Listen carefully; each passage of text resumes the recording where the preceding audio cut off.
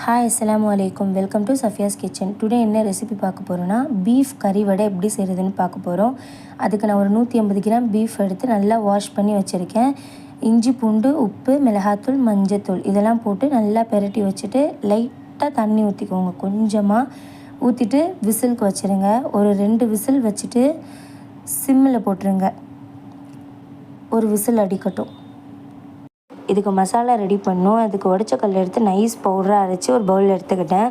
வேக வச்சுருந்த கறியை ஜாருக்கு மாற்றிட்டு அதில் ஒரு பட்டை, ஒரு கிராம்பு போட்டு நல்லா கொரன்னு அரைச்சி எடுத்து ஒரு பவுலில் மாற்றிக்கோங்க.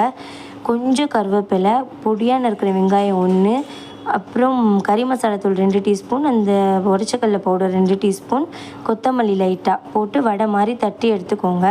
அடுப்பில் தோசைக்கல் வச்சுட்டு ஹீட் ஆனதும் ஆயில் ஊற்றிட்டு வடையை போட்டுருங்க. சிம்மிலே வச்சு போகிறீங்க. மறுபடியும் திருப்பி விட்டதும்